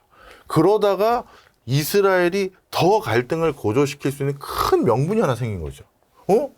하마스가 넘어왔어? 옛날 같으면 또 일부 지역 그냥 폭탄 테러하고 보복하고 그냥 끝낼 수 있는데 이번에 끝을 보려고 하잖아요. 네네, 그렇죠. 진짜 팔레스타인 난민 지구인 가자 지구는 이제 더 이상 사람이 살 수 없는 곳으로 바뀌어 버렸다는 게 국제사회의 그냥 결론이 돼 버렸어요. 네네네. 끝을 보기로 한 것의 이면에는 긴장감을 고조시켜서 미국 나가면 안 되는 거 알았지? 이제 여기 계속 부대 있어야 되는 거 알겠지? 여기 다 불받아야 된다. 네, 이거예요? 이거죠. 그래서 지금 헤즈볼라하고 확전도 우린 감행할 생각 있다. 이렇게 발언을 했어요. 이스라엘이. 예. 야, 헤즈볼라까지 들어오면 이거 판이 엄청 커지는 그렇죠. 거라면서요. 그러면서 헤즈볼라하고 전면전도 수행할 생각 있으니 더 들어와. 이러고 있어요. 예. 그게 약간 의도적으로 긴장 관계를 만들려고 하는 거다. 그렇죠. 지금 이스라엘의 그 총리가 이력이 어떻게 되냐면 예전에 그 네. 빅보스 시절인 빌 클린턴 시절에 네. 도저히 안 되겠다. 니네 그만 좀 싸워 해서 예. 팔레스타인 수장하고 이스라엘 총리를 앉혀놓고 빌 클린턴이 가운데 서서 자 합의 봅시다 해서 큰형님이 선을 그어줬어요. 팔레스타인 너희는 국제사회 국가는 아닌데 국가야. 이게 뭔 소리예요? 옵저버 국가라고 해서 국제사회에 와서 요거까지는 네 의견 얘기할 수 있는데 근데 니네 뭐 표권은 없고. 그런 건 없어. 해서 옵저버 국가라는 이상을 만들어줬어. 네네네. 이스라엘은 원치는 않았죠. 다 네네. 원했다고 할 수는 없잖아요. 예. 그런데 그 당시 이스라엘 총리는 그래도 전쟁보다는 여기까지 합의 보고 잘 지내보자 했던 사람이 총리였어요. 그리고 그 두 사람이 빌 클린턴 사이에 두고 사진 찍고 협상한 다음에 노벨 평화상도 받았잖아요. 그런데 그 이스라엘 총리 어떻게 됐다? 암살당했어요. 그 바닥이 무섭네요. 이스라엘 내부 사람들이. 너 왜 우리 영토를 가지고 그런 말도 안 되는 합의를 해서 옵저브 같은 걸 허용해? 해서 이스라엘 내부에서 그 사람을 암살한 거예요. 자신의 총리를. 그런데 그때 그 암살된 총리와 결을 같이 하고 있었던 총리가 원래는 지금 총리예요. 네타냐후. 예. 근데 이 지금 총리가 네타냐후 총리가 그러다가 그때 실각을 했어. 아, 그냥 본 거예요. 어떻게 실패하는지. 예. 아니 그게 아니라 네. 극우 세력들이 네타냐후 너 나와 해서 옛날에도 총리를 했었잖아요. 내려와. 너 같은 사람은 총리하면 안 돼. 극우의 목소리가 이렇게 큰지 몰랐던 거예요. 자기는 약간 중도 우파 정도에 가까웠는데. 그래서 네타냐후 총리가 그 뒤부터 야인 생활을 오래 했죠. 유엔 대사하고 미국에 가 있고 뭐 이런 걸 많이 했거든요. 네. BCG 컨설팅 출신이에요. 예. 보스턴 그룹. 네. 이력이 야인이라고 하기 너무 좋다. 하여튼. 거기 연봉 많이 주니까. 예, 하여튼 보스턴 총리보다 컨설팅 낮으니까. 그룹. 예, 아니, 저 유엔 대사하고 한 것들. 어. 예, 그걸 야인이라고 하긴 좀 그렇지만. 그죠. 예. 명예. 예, 명예니까. 하여튼 그래도 총리는 아니니까. 근데 그때 자기가 안 거죠. 아, 극우의 목소리를 안 들어줬다가 내가 이렇게 됐구나. 실각했던 거. 그래서 지금은 확실히 극우와 같은 결로 대응하고 있어요. 이야, 그러면 어찌됐든 간에 지금 미 국무부 장관도 계속 중동적 왔다 갔다 하다 하고 막 그러잖아요. 그러면은 이스라엘이 원하는 대로 지금 판이 돌아가고 있는 거예요? 지금은 이스라엘이 사실 주도권을 잡았어요. 예. 미국이 놔주기도 그렇고 그렇다고 못 본 척 할 수도 없고 더 적극적으로 개입하기도 역량이 안 되고 그렇죠. 그래서 지금 이스라엘에게 부탁 논조 아닌 부탁을 하고 있어요. 뭐라고 어떻게? 그만해. 작작해. 이쯤이면 됐어. 왜 헤즈볼라에게 또 왜 포를 쏘고 있는 거야. 이러고 있는 상황이에요. 네. 야, 근데 이스라엘 입장에서는 그래도 이게 전쟁인데 네. 뭐 좀 걱정이 되지 않을까요? 그래도 뭐 사상자가 생길 거고 외부에서 또 이스라엘을 또 쳐들어올 수도 있는 거고. 뭐 근데 이스라엘 입장에서는 이스라엘 본토 지금의 영토가 공격받았을 때 미국이 절대 이것도 무시 못한다는 걸 알고 있기 때문에 우리 뒤에는 미국이 있다는 걸 다 봤지. 여기 인텔도 있다. 뭐 이런 거. 그런 것도 있고 하여튼 그래서 그런 상황인 것 같아요. 그러네요. 믿는 구석이 좀 있다. 네. 그래서 이거는 안보가 경제고 경제가 안보고 네. 국가 시스템이고 미국과 때려야 뗄 수도 없고 네. 그런 계산이 다 깔려 있는. 네. 그런데 모든 확전은 누군가의 오판에서 비롯되죠. 이란이 그걸 못 받거나 그래도 난 간다. 아니면 어느 나라가 또 뭐 엄청나게 뭐 테러를 지원한다든가 그러면 또 어떤 일이 일어날지 모르는 거긴 해요. 이게 또라이 전략은 또 다른 또라이가 나타나면 또 서로가 이제 망하는 거거든요. 우리나라가 조금 본받아야 될 거나 아니면 본받지 말아야 될 거, 타산지석으로 삼아야 될 거, 이런 것도 참 많을 건데 네. 이 세계 지도를 펼치면 돈의 네. 흐름이 보인다. 대한민국이 가야 할 롤 모델? 네. 좀 어느 쪽으로 혹시 생각하고 계세요? 저는 많은 나라 다녀봤는데 네. 우리나라에게 적합한 모델들이 몇 개 있는 나라들이 있어요. 대표적으로 네덜란드, 그다음에 이거는 조금 쉽진 않아 보이는데 룩셈부르크, 네. 그리고 벨기에 이런 것도 가능하고 그다음에 조금 우리가 욕심 있는 국가다. 국민들이 욕심 좀 부리고 싶다 그러면 영국도 가능해요. 오. 예. 일단 네덜란드, 룩셈부르크, 벨기에 이 옛날에 그 교과서에 베네룩스 3국 맞아요. 막 이랬던 거 아니에요? 예. 어떤 특이점이 있을까요? 일단 네덜란드 같은 경우도 우리나라랑 똑같이 수출지향적인 구조를 가지고 있는데 네네. 이들이 가지고 있는 그 어마어마한 기술 역량이나 그리고 부가가치 생산 능력, 그다음에 영토도 협소하고 국민도 얼마 안 되는데 세계적인 농업 강국이자 아하. 이런 것들은 우리에게 결핍되고 우리가 앞으로 추진해야 될 것들을 동시에 갖춘 대표적인 사례거든요. 그래서 네덜란드 우리가 스터디 정말 많이 해야 된다. 첨단 기술도 있고 농업도 있고 그렇죠. 여기가 중개무역도 뭐 많이 하고 그렇죠. 그리고 무역 의존도는 우리보다 훨씬 더 높아요. 예. 그런 구조이기 때문에 지금 한국의 자원 없는 국가의 대표적인 비애를 가장 슬기롭게 극복한 대표적인 사례가 네덜란드. 그래서 국민소득도 좋고 그래서 네덜란드의 모델도 우리가 많이 수용해야 된다. 이렇게 생각이 들고요. 네덜란드가 주식회사가 제일 먼저 발달을 했고 세계에서 거래소도 제일 먼저 만들어졌었고 금융도 발달했고 투기도 제일 먼저 했던 네. 나라. 그런 우리나라도 부분에서도 또 이거 빠질 수 없는 네, 거예요. 투기하면 또 우리잖아요.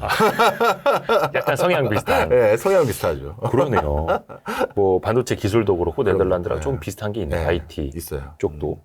룩셈부르크는 제가 잘 몰라가지고.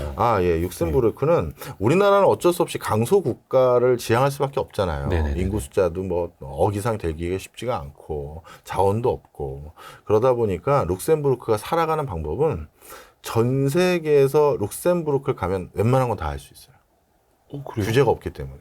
아, 대표적으로 전 세계에서 우주 항공과 관련된 회사가 제일 많은 곳 중에 하나가 룩셈부르크예요. 그래요? 왜냐하면 저희 둘이 회사를 하나 차렸어요. 네네네. 우주 항공 관련한 사업체를. 네. 그러면 우리 둘이 회사를 하나 차려서 화성에서 광물을 캐서 한국에 갖다 나르자. 우리 사업 아이템이 그거야. 네네네. 그러면 여기서 첫 번째 의구심이 화성에서 캐온 광물은 법적으로 내 거라고 보호받을 수 있나? 나라가 뺏어가지 않을까? 그렇죠. 그런 고민이 있을 거 아니에요. 네네네.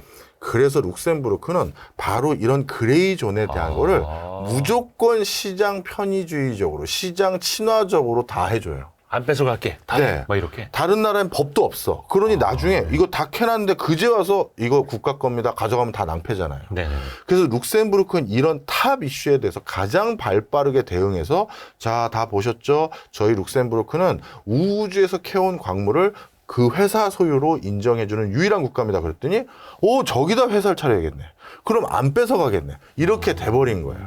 그래서 우주 항공 관련한 산업들이 거기 제일 질비했고 코인 또 초창기 터지니까 네. 야, 이 코인이 금융화되고 코인으로 또 큰 돈 버는 회사들 생기겠는데 그래서 코인에 대해서 가장 법률적 체계를 공고히 만들면서 선도적으로 합법화하거나 양성화했던 것이 룩셈부르크예요. 그래요?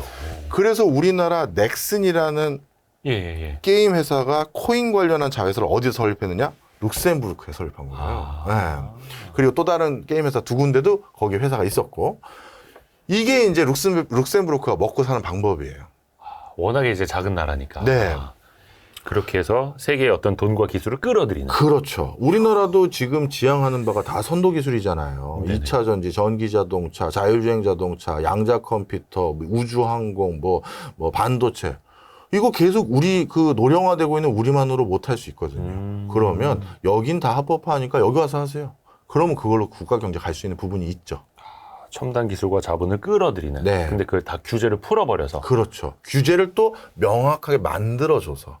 그냥 푸는 게 아니고. 그렇죠. 이 광물은 누구 겁니다. 없는 나라가 다 하는데 네 거라고 내가 알려줬다. 규제를 만들어준 거잖아요. 법을 만들어. 규제라기보단 법을 만들어준 거죠.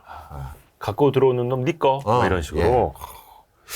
벨기에는 뭘 배워야 될까요? 벨기에는 유럽뿐만 아니라 전 세계 국제기구들이 벨기에에 많이 있잖아요. 국제기구. 네, 그건 뭐냐 하면 강대국들 사이에서 한쪽에 줄 서지 마는 전략이에요. 예를 들어서 지금도 우리 사실 중국이나 미국 있으면 너 어느 편이야? 얘기 빨리 해. 너 밸류체인에서 빠질 수가 있어. 치포에서 너 빠진다. 이쪽에서도 네. 요소수 구하기 힘들어질 텐데 뭐 예를 들어서 이럴 수 있는 건데 벨기에는 어떻게 했느냐? 유럽이 뭔가 하나로 가자라는 틀을 이제 다 합의를 봤는데 네. 그러면 그 본부들 다 어디다 놓을 건데 그때 두 맏형이 싸우거든요. 프랑스는 놔야 되지 않겠어요? 근데 독일은 야 무슨 소리야? 내가 가지고 있어야지. 그럼 뭐 어떡할 거야? 할 때 벨기에가 잠시만요. 그렇게 싸우지 마시고 그럼 제가 가지고 있으면 낫지 않을까요? 그래서 양쪽 결론 안 날 것 같으니까 그래 네가 가지고 있어. 어부지리. 너는 뭐 내가 보니까 넌 뭐 싸움 잘할 것 같지도 않고 뭐 이런 그냥 거잖아요. 어정쩡하네. 네, 어정쩡하네. 그래서 이렇게 되는 건데 우리 주변에 다 강대국이잖아요. 일본, 중국, 미국 뭐 다 그러니 이 과정에서 잘 줄을 타는 그런 모습을 벨기에에서 또 배워야 된다. 근데 우리나라는 뭐 지리적으로 일단 이제 북한과의 관계가 있고 또 미국과의 관계 혈맹 뭐 이런 것도 있어서 네. 줄을 그냥 가운데에 있을 수가 없잖아요, 우리 입장에서는. 벨기에라고 안 그랬겠어요. 벨기에도 경제 구조가 다 마찬가지인데 그럼에도 불구하고 잘 줄을 탔죠. 영국은 앞에서 뭐 디자인 경영이라든지 네. 이런 걸 좀 우리가 배우는 그것도 있는데 예. 그 또 한 가지는 전 세계 반도 국가 중에서 유일하게 한번 패권 국가 반열 근처까지 안 간 유일한 나라가 한국밖에 없어요. 그리스는 그 예전에 옛날에. 그 지중해가 지중 세상의 중심인 바다라고 볼 수밖에 없는 그 예전 기술력 없었던 시절에는 그 지중해를 그렇죠. 전부 다 장악해서 패권 국가의 반열에 올라갔던 국가고 이탈리아도 뭐 말할 거 없죠. 예. 그 다음에 스페인, 포르투갈도 대항해 시절에 그랬었고 그리고 바이킹도 얼마나 유럽 대륙뿐만 아니라 북아프리카 지역까지 다 호령했었습니까. 이렇게 다 대부분의 반도 국가들이 한 시대를 무조건 풍미해 본 적이 다 있어요. 네. 근데 우리나라는 이상하게 외침은 잘 안 하고 방어는 또 끝내죠. 어떻게든 버텨서 또 몰아는 내요. 그죠? 네, 당하기만 했어요. 네. 하여튼 그런 과정에서 이제 한국도 좀 어깨 좀 한번 펴봐. 우리도 한번 나가봐. 라고 만약에 국민들이 그런 기계가 갑자기 생기면 네. 영국 같은 모델을 많이 차용해야 된다. 아예 그냥 밖으로 나가버리는. 네, 나가버리는. 그게 가능할 수 있어요. 왜냐하면 지금 어디 이제 침략하기가 지금 전쟁하자는 얘기. 오해하겠다. 아니, 저는 그렇게 이해했는데. 전쟁이 아니라 경제적으로 이제 이렇게 우리가 잠식해 가는 경제 거죠. 영토, 네. 뭐 FTA 이런 걸로. 뭐 그게 아니라 실제 성과로 그건 조약만 맺은 거지 성과가 날짜 날지 모르는 건데 이렇게 보시면 되는데 네. 디아스포라라고 하죠. 자국 국민이 자국 밖에 많이 살고 있는 대표적인 지역이 디아스포라라고 부르는데 네. 전 세계에서 디아스포라 인구가 제일 많은 나라 1등이 중국이에요. 다 차이나타운. 원체 많으니까. 네. 2등이 유대인이에요. 3등이 이탈리아예요. 4등이 한국이에요. 그래요? 네. 750만 명의 교포가 외국에 있어요. 그래서 세계 네트워크는 어느 나라를 가셔도요, 여러분, 한국인 다 살고 있습니다. 코리안 타운. 코리안 타운이든 한국인이 제가 그 나라가 이름이 지금 기억이 안 나는데 진짜 아프리카, 중부 아프리카에 오지를 갔었어요. 네네네. 거기는 대사관도 없어. 네, 출장소 같은 것만 있고 네네네. 옆에 가야 대사관 업무 처리를 해요. 옆 나라를 가야. 네네네. 그런데 우연히 지나가다가 이거 어디서 도움을 요청할 때도 없고 네. 그런데 거기 있는 그 영어 되는 사람에게 내가 이런 낭패를 봤는데 이걸 어떻게 해결하면 좋냐. 이 대사관은 멀리 떨어져 있고 이거 뭐 어떻게 해야 될지. 그리고 또 거기 원래 불어 쓰는 나라라서. 그랬더니 코리안 딱 그러더라고요. 네. 한국인이다 그랬더니. 한국인 여기 한 명 살아. 거기 가봐. 유명한 사람이야. 갔더니 사진관인가 뭘 하고 계셔. 거의 뭐 알래스카 김상덕 씨 느낌 아닙니까? 그런 이거? 거예요. 여기 뭐 하는지 내 걱정이 이제 뒤로 가고 여기서 신기하다. 뭘 하시는 거예요? 거의 내전 비슷한 상황이었거든요. 근데 거기서 사진관을 하고 오, 내전하고 있는데 사진 찍어주고. 뭐 이렇게 자파상 같은 거에 사진 그 오. 인쇄도 해주고. 야, 한국인들 진짜 무섭다. 여기서 뭘 하는지도 모르겠고. 야. 하여튼 그런 정도예요. 그래서 우리도 대영 제국 비슷한 네트워크를 가지고 경제적인 어마어마한 제국을 만들어 보겠다 하면 영국 모델 많이 찾아야죠. 이야, 그러네요. 이제 밖으로 나가야 되는 거고 우리는 저출산 고령화 여기서는 이제 성장도 보이지를 않고 공장들은 또 해외에 또 지을 수밖에 없고 여러 가지 법 때문에. 근데 우리가 아예 경제 영토를 더 늘리는 방안. 이것도 물론 이제 쉽지는 않죠. 그렇죠. 쉽지는 않은 거고요. 근데 지금은 제일 넓어졌어요. 전 세계에서 FTA를 가장 많은 국가와 체결한 나라는 한국이에요. 그렇죠. 이번 1월 달 기준으로 하면 60개국이 넘었어요. 예. 그래서 특히 이번 중동의 GCC 6개 중동 국가하고 FTA는 중국도 하고 싶었고 일본도 하고 싶었는데 우리가 제일 먼저 했어요. 이런 것들이 이제 우리의 성과들이긴 한데 그래서 이제 우리가 말 잘 활용해야죠. 그렇죠. 근데 사실 우리나라가 자유무역으로 가장 빠르게 혜택 보면서 성장한 나라인데 그럼요. 네. 이젠 다 막 보호무역주의 되면서 어떻게 보면 이제 우리도 피해 국가가 될 수밖에 없는 거고. 네. 국가적으로 보면. 그러니까 주식 얘기 조금만 더 해볼까요? 그러시죠. 왜냐면 이렇게 주식 시장이 그 나라 경제와 산업을 먼저 반영하는 거잖아요. 2024년은 좀 어떨 거라고 보세요? 저는 박스권 속에 초대박 종목 있다. 요게 정답. 되게 좀 반가운 소식인데 이거? 네. 네네. 그러니까 우리 지난 코로나19 기간 동안 있었던 대세 상승장 같은 건 없어요. 그런 거는 이제 100년에 한 번 나올까 말까 한 거고요. 그냥 다 같이 돈 버는 그런 호재 그런 거는 이제는 뭐 당분간은 기대하기 어렵다. 네. 그러면 우리나라 증시 역대 한 뭐 2000년 이후만 보더라도 뭔가 대세 상승 테마나 흐름이 있으면 그 뒤에 박스권으로 길게 갔다가 또 뭔가 큰 흐름 있으면 올라갔다가 다시 박스권으로 길게 가고 이게 우리나라의 특성이거든요. 네네네. 그런데 그러면 이제도 대세 상승 한번 지났으니 박스권 오래 갈 거 맞긴 맞아요. 네네네. 그런데 이번 박스권 안에는 갑자기 그 박스권 안에서 대부분의 회사의 주가가 놀고 있는데 한 회사 또는 몇 개 회사가 갑자기 떡상을 해서 뭐 이게 뭐 10배가 아니라 뭐 10만 % 수익률, 1000% 수익률을 올리는 회사가 국내든 해외든 생길 가능성이 꽤 높아요. 그게 왜 그러냐면 2024년, 2025년, 6년 이 세 기간 동안 저는 과학혁명에 준하는 엄청난 기술 팽창이 일어난다. 이렇게 보기 때문이에요. 대표적으로 뭐 AI 같은 거요? 바로 AI 때문인데요. 이 과학혁명이 일어나는 가장 큰 이유는 네. 환경은 첫 번째는 전쟁이에요. 전쟁 같은 일이 생기면 적성 국가를 이겨야 되다 보니까 모든 과학기술의 발달에 규제를 풀어주고 전폭적인 지원을 해주고 전폭적인 성과를 낼 수 있는 모든 걸 다 총알을 만들어줘요. 대표적으로 얼마 전에 재밌게 끝났던 오펜하이머 영화만 봐도 알죠. 그렇죠. 그 세계적인 물리학자가 다 모이는 거, 야 이거 전시니까 가능한 거예요. 그렇죠. 그리고 핵 실험 이런 논쟁이 있고 이거 어떻게 해야 될지 규제 풀어야 될 논의하는 데만 해도 수년 걸릴 수 있는 걸 일단 해봐 하는 건 전쟁이나 가능한 거예요. 위급하니까. 그렇죠. 그리고 거기에 그 많은 돈을 쏟아 부어주는 것도 전쟁이니까 가능한 거예요. 그럼 전쟁 아니면 언제 그랬느냐? 냉전 때거든요. 네네네. 그런데 이 지금이 어떤 상황이냐? 냉전에 준하는 시절이잖아요. 미중 간의 갈등. 예. 야, 뭐 중국이 달 뒷면에 갔다며. 야, 중국이 양자 컴퓨터 어떻게 했다며. 그래서 양 국가를 중심으로 한 진영에서 엔지니어들이 진짜 컴패티브하게 연구 개발에 매진하고 있고 국가도 거기에 필요한 것을 전폭적으로 지원하고 있는 상황이에요. 그러니까 과학기술의 빅뱅이 일어나기에 제일 좋은 환경이 하나 있죠. 그 다음에 두 번째가 뭐냐면 이게 더 중요한데 과학기술의 빅뱅이 일어나려면 앵커 기술이 있어야 돼요. 쉽게 얘기해서 산업혁명 때는 증기기관이 그 역할을 했어요. 그렇죠. 그게 방적기, 방직기, 자동차, 뭐 철도 이런 데 적용되다 보니까 전방위적으로 산업 팽창이 일어난 거거든요. 네. 근데 지금은 AI가 그걸 할 것 같아요. 아, 앵커 기술이 AI가 되는. 그렇죠. 그래서 이 AI를 잘 활용하면 사람 몇백 명 고용할 것을 스타트업 5명이 다 해결한다든가, 신소재를 얼마 전에 AI 알파고가 적용시켜서 트라이 했더니 어떻게 됐어요? 우리 인류가 신소재 개발하려고 한 800년 동안 걸릴 성과를 무려 17일 만에 했거든요. 네. 그러니까 우리 스타트업이 중견기업, 대기업 이기려면 뭐 물리적인 시간이라는 게 걸리지 않습니까? 네, 네. 근데 이제 이 AI를 활용하기 시작하면 그걸 건너뛰어버리는 거예요.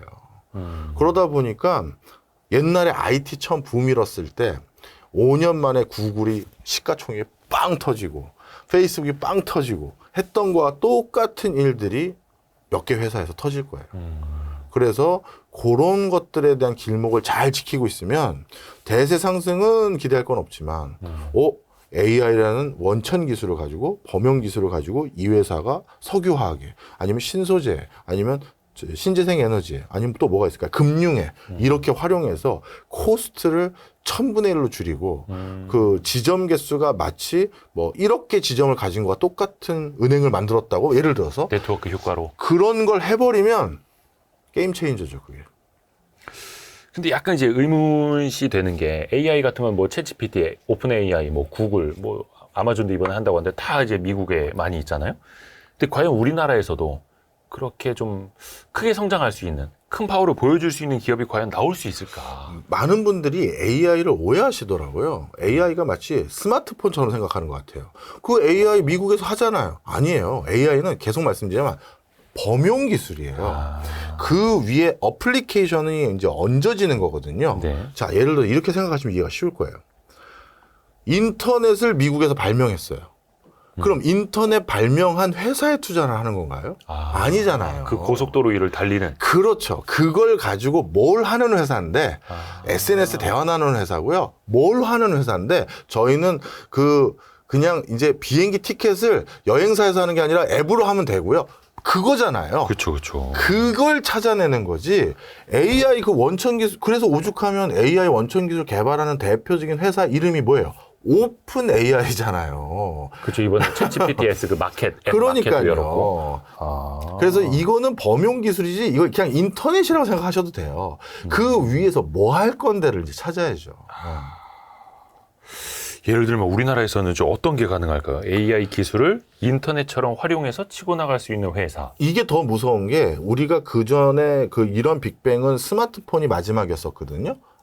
웹으로 옮겨온 거잖아요. 웹에서 앱으로 옮긴 거잖아요. 한 90년대 후반, 2000년대 초반 네. 인터넷. 네. 그리고 한 2008, 90년도 그때부터 일어났던 스마트폰 기반. 네. 그런데 이 스마트폰은 기본 비중이 IT가 상당히 많을 수밖에 없어요. 왜? 네, 네. 스마트폰이니까. 예. 그런데 AI는 안 걸치는 산업이 없는데 그걸 아직 생각을 못 해내는 거예요.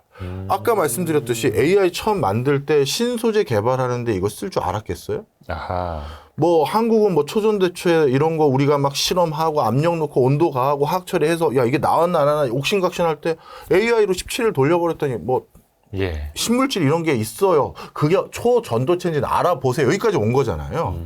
그러니 이게 철강에 쓰일지 금융에 쓰일지 IT에 쓰일지 아니면 서비스 업종에 쓰일지 모르는 거예요. 범용 기술의 무서움이 그거거든요. 그러니 누군가가 아이디어 기발하고 아니면 누군가가 예를 들어서 획기적인 비즈니스 모델 가져왔다면 걔가 또 세상 바꾸는 거예요. 증기기관이 나온 거예요. 그러니까. 그러네요. 자, 그래서 이거 뭐 MS 사야 되나? 뭐 구글 사야 되나? 그런 유치찬란한 거 해보면 어떻게 된다? 극단적인 수익률 못 거두잖아요. 그런 거 묵직한 회사니까. 네. 우리가 원하는 건 안정감 있는 수익도 원하지만 우리 한국인들은 아까 우리 네덜란드와 비슷하게 또 한 방 원하잖아요. 극단적인 수익률. 그렇죠. 제2의 비트코인 뭐 이런 걸 원하잖아요. 여러분 지금 잘 보고 계시는 겁니다. 네. 그런 것들이 나올 거라는 거죠. 다른 분야에서도 충분히 많이 나온다. 그러네. 지금 뭐 엔비디아도 그 GPU 활용해서 뭐 바이오 그 비즈니스도 얘기하죠. 뛰어든다라고 네. 하고 그러면 그 고속도로를 가장 잘 활용할 수 있는 기업들이 이제 무엇을 하느냐. 그렇죠. 이게 이제 대한민국에서 나올 수 있다라고 보시는 거예요. 대한민국뿐만 아니라 외국에서도. 그런데 대한민국에서 많이 나올 수 있어요. 왜?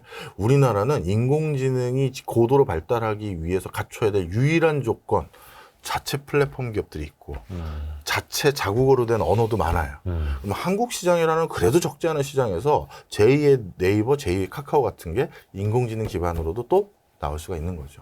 혹시 그걸 좀 여기다 써주시면 안 돼요? 아유, 그래서 뭐 우리 여기 나가나요? 이거 뭐 종목 추천하지 않는다든가 아니, 그런 투자는 방송 개인의 아닙니다. 뭐 그런 방송 아닙니다. 저도 요즘 찾아보고 있어요. 이제 시작인 거니까. 네, 솔직히. 그렇습니다. 이제 인터넷이 시작이 된 거고, 그렇죠. 이제 스마트폰이 깔리기 시작하는 그럼요. 거고, 챗 GPT가 세상에 지금 공개된 게 2022년 말이었어요. 네. 이제 1년 조금 넘어간 겁니다. 맞아요. 너무나 빠르게 변해서 그런데 하여튼 요거를 우리가 잘 좀 활용을 하자고요. 네. 그래서 오늘 너무 장시간 좀 제가 부탁을 아니, 드렸는데 아닙니다. 명지대 특임 교수 이제 문 좀 따주세요. 이제 자물쇠 열쇠 갖다 주세요.